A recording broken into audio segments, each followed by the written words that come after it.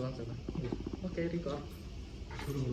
WPM 3, take 3, 3, 2, 1, and action. Oke, record. Bumper in 3, 2, 1, bumper.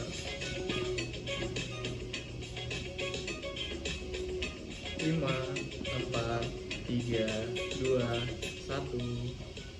Halo semuanya, selamat pagi dimanapun kalian berada. Selamat datang di What Inside Times FMB, tempat di mana kita akan menggali informasi menarik seputar teknologi multimedia.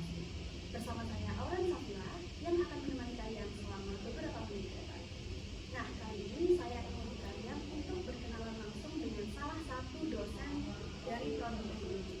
Selamat pagi, Bapak Ibu. Selamat pagi Mbak Auren. Bagaimana kabarnya hari ini? Alhamdulillah. Alhamdulillah. Nah, karena tak kenal maka tak sayang, Pak. Jadi boleh perkenalan sedikit nggak, Pak? Dari Bapak ini dosen apa? Atau mungkin Bapak dari mana? Ya, terima kasih Mbak Auren. Assalamualaikum warahmatullahi wabarakatuh guys. Nama lengkap saya Ibrahim Yofet Pananda dan saya adalah dosen dari Prodi D3 Multimedia Broadcasting. Dan kebetulan untuk mata kuliah yang saya ajar yang paling sering ya karena sesuai dengan passion dan pengalaman saya itu adalah fotografi. Saya dari Surabaya. Oke, berarti kalau begitu ada beberapa matkul lain yang Bapak ajarkan selain fotografi. Iya benar. Kalau boleh tahu apa aja? Jadi ada elektronika digital, ada elektronika dan instrumentasi, dan yang terakhir ini sistem komunikasi. Sangat baik sekali ya, Pak. Ya enggak, belum banyak. Oh, belum banyak. Lumayan. Nah, kalau boleh tahu Bapak mengajarkan di berbagai mata kuliah itu dalam kurun waktu berapa tahun? Kalau kurang lebih ya udah ratusan tahun. Luar biasa bukan? Luar biasa. Enggak, itu cuma bercanda. Jadi 2 tahun lah. Oh, 2 tahun. Ya. Keren ya, 2 tahun Bapak sudah bisa mengajarkan banyak mata kuliah. Iya, alhamdulillah. Tapi ya biasa. Oke. Nah, kalau boleh tahu nih Pak, apa sih yang membuat Bapak tertarik untuk menjadi dosen, terutama di MMB ya Pak? Ya, untuk tertarik menjadi dosen itu sebetulnya kan ini agak sedih. Jadi mungkin nanti teman-teman jangan ikut terlarut dalam sedih. Jadi memang untuk background story-nya itu memang sebetulnya saya dulu itu adalah sales suatu perusahaan ya sebelum jadi dosen ini, dimana memang pada saat itu almarhumah ibu itu selalu meminta saya untuk menjadi dosen karena dari bapak saya adalah dosen. Kalau teman-teman tahu kakak saya Bu Pardhan itu adalah dosen juga di sini.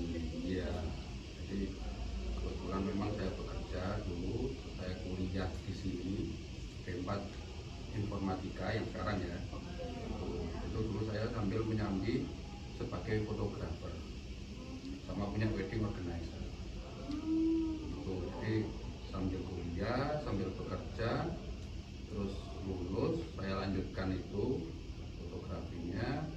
Di situ ibu sudah berusaha, jadi dosen, ambil S2 sebagai anak saya mematuhi S2 tahun 2009 sampai 2011 lulus. Nah di skala itu kebetulan saya melamar pekerjaan keterima. Tapi dulu sebelum jadi sales saya jadi programmer dulu. Karena kan memang basicnya IT ya. 3 tahun programmer, lalu pindah ke divisi sales, berkarir di sana, sudah enak, duitnya sudah oke, nggak ada kepikiran dosen itu nggak ada. Tapi sekali lagi almarhumah ibu selalu mengingatkan, dari tahun ke tahun saya tetap, aduh kayaknya nggak Bu, maksudnya kayak sudah finansialnya sudah cukup, sudah mencukupi di perusahaan ini Pak. Lalu tiba masanya COVID itu 2021, di mana saya juga pada saat 35 tahun batas usia terakhir untuk mendaftar CPNS itu berpesan lagi, tolong apa-apa, gak usah jadi dosen, tapi ibu ingin lihat kamu mendaftar jadi dosen. Saya daftar, itu apa ibaratnya, saya daftar alhamdulillah lolos itu. Nah setelah itu ibu nggak ada kan, doanya sudah ke langit kan, akhirnya ya selama proses itu dilancarkan sampai akhirnya ya bisa podcast dengan Mbak Auren dan teman-teman ini. Ya, lumayan. Iya, tapi aduh rasanya rasa kepikiran sempat mendramatisir. Baik. Oke Bapak, berarti Bapak ini menempuh karirnya tuh sangat banyak ya Pak? Enggak, apa ya, sebelum ini Ya, Bapak ini pengalaman.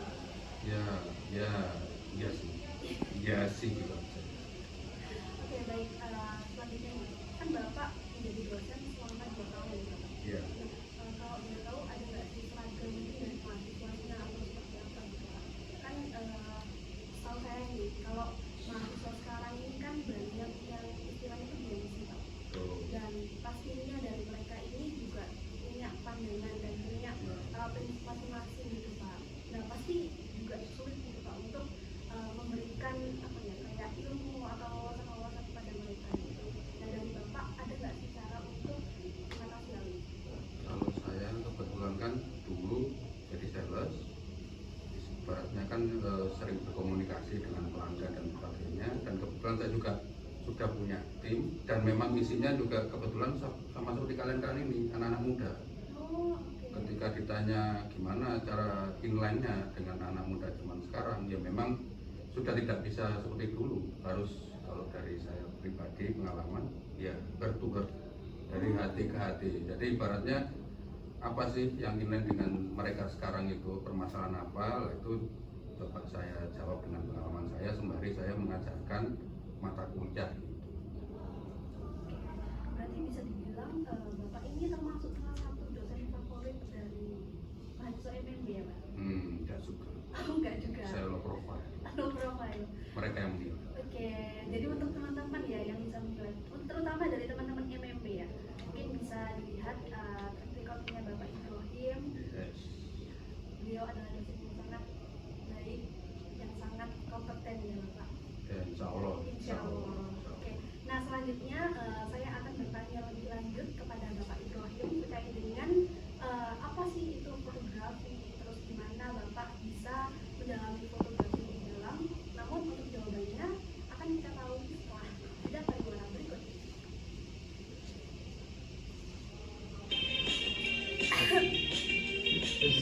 Cuma menit, 8 menit. Dengan kalau usah 30 menit kalau Sama 25 menit.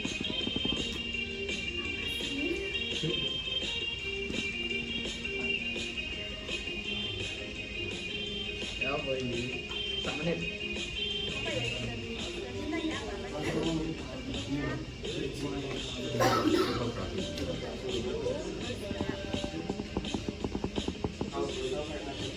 Iya, udah ngerti.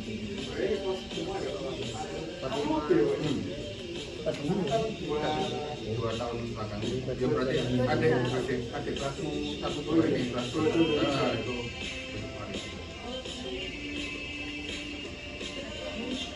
Tiga puluh.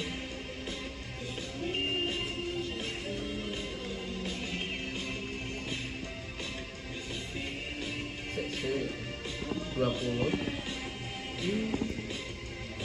Udah 20. Ke sini ya. 15. 10.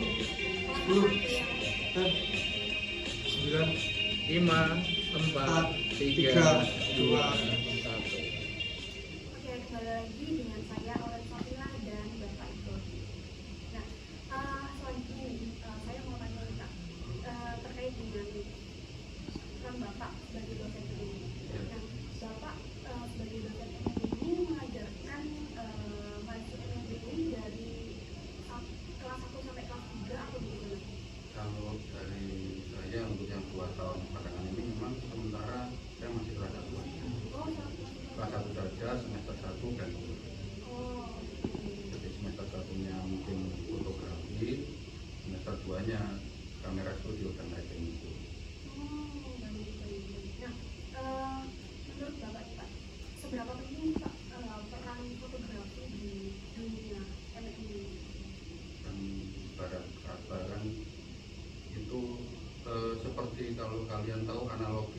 analogi bayi. Nah, sebelum bayi bisa berjalan ataupun berlari, dia mulainya dari merangkak. Fotografi itu adalah merangkaknya ilmu bayi, seperti itu. Ibaratnya kan ketika nanti kalian sudah kuliah sudah berjalan sampai 3 tahun, bahkan lulus, bahkan kalian nanti bekerja di bidang multimedia ini, kalian mungkin nanti lupa, karena ibaratnya dalam fase merangkak itu nggak ada yang ingat. Kayak Mbak Auren, apakah ingat fase merangkak? Tidak mengingat, cuma kan ibaratnya orang tua yang akan mengingat itu. Ibaratnya kan itu nanti ibaratnya ketika kalian sudah memahami saja, bisa mempraktekkan, nanti itu sudah jadi salah satu skill dasar, basic skill. Jadi kalian dalam bekerja mungkin kalau yang fotografi sekarang kan sudah sangat banyak ya, apalagi dengan handphone juga sudah bisa. Nah, kan ibaratnya nanti cara kalian memilih angle, tahu memposisikan objek ada di mana, sumber cahayanya dari mana sehingga menghasilkan suatu karya. Karena sekarang banyak yang lebih ke video, nah itu angle-angle teknik-teknik pengambilan gambar atau video itu salah satu dari fotografi itu, seperti itu.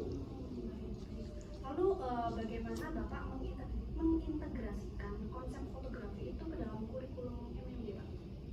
Untuk mengintegrasikan itu kesannya formal sekali ya. Jadi kayak memang ini sudah jadi salah satu bagian mata kuliah dasar ya. Mata kuliah utama, MKU, mata kuliah utama dari multimedia broadcasting. Jadi memang untuk syarat untuk kalian bisa lulus dari sini, ya kalian harus mata kuliah itu harus selesai dan mendapatkan nilai yang cukup baik. Oke. Lalu apa aja sih Pak prinsip dasar dari fotografi yang mungkin harus diketahui oleh teman-teman mahasiswa ini? Untuk teman-teman mahasiswa dari MMP yang jelas ya triangle exposure. Ketika memegang itu sudah bisa semua. Karena kan kalau masalah pemilihan angle atau mungkin ibaratnya gimana mendapatkan foto yang bagus dengan sumber cahaya tertentu atau editing dan lain-lain, nah itu sudah ilmu yang lain lagi. Tapi untuk triangle exposure itu memang basic awalnya dari situ, dari fotografi dulu lalu ke video. Karena kan ibaratnya kalau ngomong video kan adalah beberapa foto yang continuous itu tadi, itu menjadi video.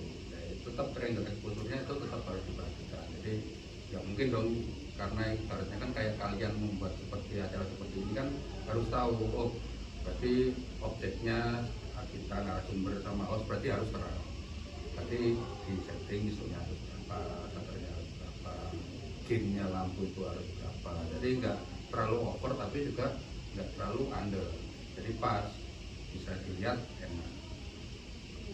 Nah, apakah Bapak ini juga mengajari fotografi ya? Atau Bapak mengajarkan supply ke editing atau hanya di fotografinya saja? Saya lebih ke dasar fotografinya kan.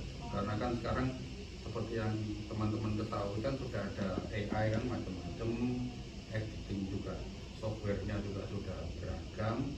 Sudah nggak dulu saya cuma ya Lightroom, Photoshop zaman saya dulu. Sekarang sudah bervariasi sekali sudah. Jadi kan editing lebih ke kreativitas teman-teman. Cuma gini, ibaratnya kan sesuatu yang diedit itu kan harus ada bahan awalnya dulu. Lah kalau bahan awalnya itu sudah jelek dalam artian tidak bagus, editingnya mati-matian. Tapi dengan bahan yang bagus, editingnya itu untuk memaksimalkan atau lebih mempercantik lagi, seperti itu kurang lebih. Nah, mungkin ini bisa jadi pertanyaan dari teman-teman mahasiswa ini, Pak. Kan nggak semua orang punya kamera, Pak. Betul. Nah, itu gimana caranya Bapak buat mengatasi? Jadi kalau ibaratnya teman-teman nggak punya kamera ya, jadi teman-teman ke toko kamera, nunggu penjaganya ambil. Nah, itu maling namanya, bukan gitu ya. Kalau dari ibaratnya kalau dari saya pribadi yang untuk perkuliahan ini karena juga di lab juga alatnya terbatas, pertama bergantian, yang kedua biasanya saya bikin tugasnya itu kelompokan. jadi tidak memberatkan gitu. Jadi kan ibaratnya dalam suatu fotografi itu bahkan untuk menghasilkan karya fotografi yang sekarang ya, saya tidak membatasi teman-teman itu harus dengan kamera DSLR, kamera yang boys yang kelihatannya dicangking ini berat, terus lensanya yang gimana itu kayaknya keren sekali, karena nggak butuh ya iPhone, bisa pakai HP merek apapun sekarang kameranya juga sudah bagus. Jadi berarti pakai handphone nggak apa-apa ya Pak? bisa. Oh, bisa. Bisa, karena kan tekniknya kan sekarang sudah bisa, handphone pun itu sudah mumpuni kalau yang saat Iya, ini. betul. Apalagi teman-teman sekarang juga banyak yang punya iPhone, itu bisa banget ya Pak? Bisa sekali. Oke. Nah, kalau boleh tahu nih Pak, apakah alat-alat atau kamera-kamera yang ada di MND ini sudah proper untuk mata kuliah fotografi? Untuk sudah proper atau tidaknya saya kira sudah, untuk mengajarkan basic-basicnya itu sudah.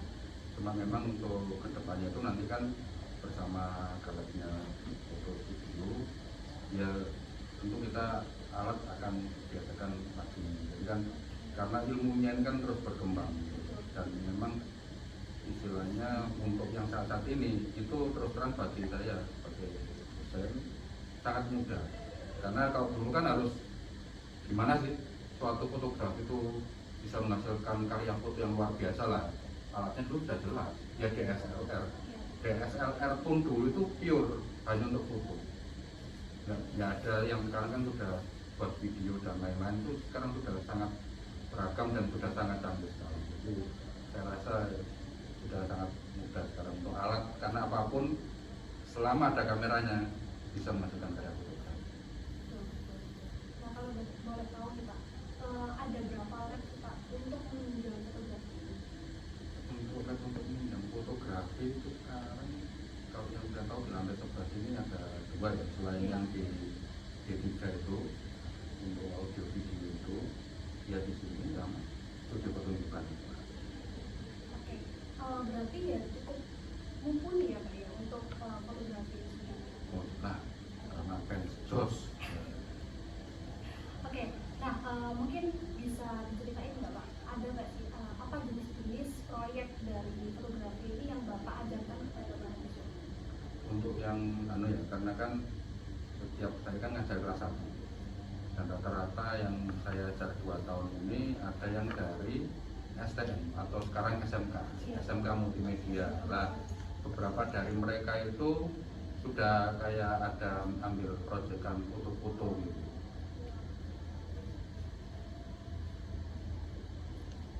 Sudah ngambil proyekan foto-foto, lah di situ saya bisa ngambil di sana, lalu apa yang bisa diimprove untuk menjadi nilai tambah untuk mereka saat mencari uang. Oke, selanjutnya nih, saya mau tanya terkait pesan dan kesan Bapak untuk mahasiswa ini. Namun untuk jawabannya akan kita lanjutkan setelah jeda pariwara berikut ini.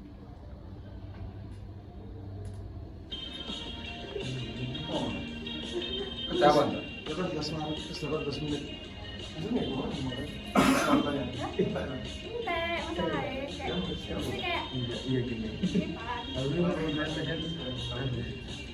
Bapak ini masih bentuk bisa bantu. Alar ini. Tambah no apa. Iya kayak. Apa?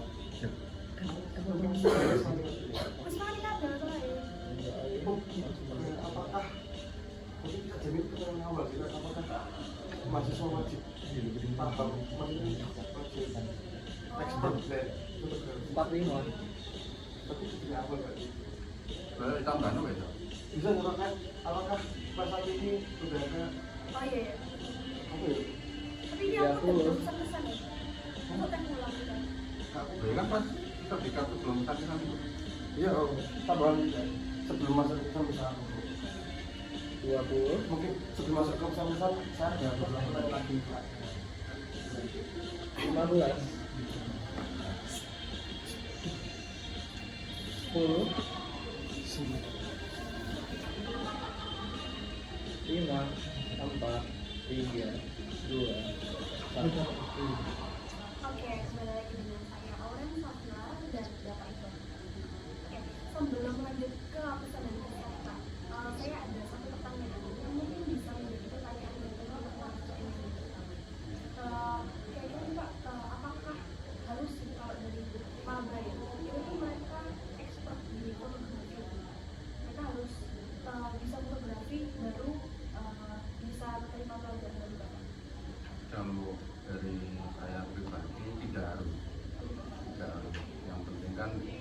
kan jadi kalian ini berkuliah ini adalah satu kesatuan untuk dimana itu menyiapkan kalian untuk bekerja. Nah, proses kuliah ini, kalian menerima mata kuliah ini, kalau dari fotografi itu ibaratnya adalah kayak simulasi dari pekerjaan yang ada di dunia luar ketika nanti kalian lulus. Jadi ibaratnya kayak wah kok tugasnya banyak sekali, pens dan lain-lain lah. Tapi yang perlu kalian ingat nanti ketika kalian lulus itu kalian gampang sekali. Karena ibaratnya setiap satu mata kuliah itu adalah satu pekerjaan, logikanya seperti itu. Fotografer, bisa audio bisa, videografer bisa. Kayak gini podcast ada lagi satu, bisa jadi penyiar juga macam-macam. Terus yang di bagian editing dan lain-lain juga ada satu pekerjaan. Kan maksudnya itu adalah pekerjaan ini. Dimana nanti dalam perkuliahan di multimedia broadcasting itu kayak dia tuh bagian dari ilmu-ilmu yang mungkin tidak mungkin kalian kuasai semua, tapi kalian bisa memahaminya sehingga nanti kalian bekerja di dalam multimedia ini kalian mengetahui oh ini bagian ini saya tahu karena mendapatkan kuliah. Baik, selanjutnya mungkin langsung ke pertanyaan terakhir. Apa pesan-pesan Bapak untuk mahasiswa IPB? Pesan dan kesan. Jadi untuk pesan dan kesan itu untuk teman-teman MMP khususnya ya tetap semangat teman-teman, karena kan ibarat kata kan untuk yang di Surabaya ya, ini saya sekalian cerita, untuk yang di Surabaya kan lumayan aman lah untuk anak-anak. Jadi ibaratnya semangatnya terjaga, terus menjalani perkuliahan juga dengan ya kalian juga bisa dengan kekompakan dengan satu kelas, satu angkatan. Jadi ibaratnya kalian selama perkuliahan ini kalian bisa berkomunikasi hasilnya dengan dosen seperti itu. Jadi nggak usah takut. Jadi ibarat kata kalian punya kendala, mungkin merasa wah tertinggal di mata kuliah ini atau mungkin kurang memahami, tanya ke dosennya nggak apa-apa. Kan ibaratnya dosen juga manusia, mungkin juga hanya pekerjaan apa ya, kalian jangan menyerah. Banyak ke teman yang bisa. Jika teman yang bisa juga nggak bisa diandalkan, ya tanya ke teman yang lain juga nggak apa-apa. Ibaratnya kan sini ketika kalian merasa tertinggal, kalian jangan depresi sendiri. Kalian harus bisa menceritakan itu. Jadi ibaratnya sebelum ibaratnya kan kalau sekarang kan mungkin aduh kok saya kesulitan ya, terus kemarin itu datang ya Allah ya nggak bisa se straightforward itu gitu loh. Karena Gusti Allah kayak kamu apa? Kan sama kayak gitu loh. Maksudnya usaha dulu ke teman-teman gimana kalau dosennya mungkin lagi sibuk apa ke teman-teman bertanya. Ibaratnya kalian jangan menyerah dan kekompakan itu harus dijaga. Karena kan isu menekan itu menjadi concern, karena saya kan juga ngajar di betul ketika dan kan karena mungkin karena jauh tidak bisa tatap muka seperti kita ini, jadi kan lewat Zoom itu kan maksudnya kayak mereka bercerita itu kan saya juga kadang juga miris gitu, kayak loh kok gak lanjut, kenapa kamu kok tidak lanjut kuliah ya Pak, karena mungkin karena tuntutan ya, karena ibaratnya kan dia lebih memilih kerja kuliah itu sudah tidak bisa. Saya pribadi pun juga ya sudah, karena memang mungkin ada keluarga yang harus dia hidupi, harus dia cukupkan kan, ketika kuliah kan bisa mengganggu penghasilan ya harus tetap maju. Cuma kan ketika alasannya saya nggak bisa mata kuliah ini, mata kuliah itu, saya kesusahan ini lah, itu kan harapannya ya mungkin semangat itu lagi apapun itu, baik kalian mau belajar mau apapun harus semangat, karena kan tanpa semangat ya tidak bakal bisa kemana-mana. Terima kasih banyak Pak, itu sangat menakjubkan ya Pak, bagian nafsu akhir. Iya, kayaknya kan mulai males-malesan gitu ya, mulai cuma kayak berhari. Jangan, tetap harus semangat sampai selesai. Jadi mungkin itu untuk teman-teman juga tetap semangat seperti kata Pak Boim, dan mungkin sekian dari saya. Terima kasih untuk Pak Boim sudah meluangkan waktunya dari pada podcast kali ini. Terima kasih sudah diundang. Dan dari saya juga terima kasih untuk teman-teman yang sudah mendengarkan podcast ini. Mohon maaf apabila ada salah kata dari saya maupun dari Bapak Ibrahim. Kurang lebihnya mohon maaf. Wassalamualaikum warahmatullahi wabarakatuh.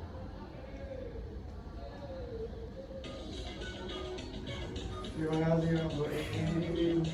Maaf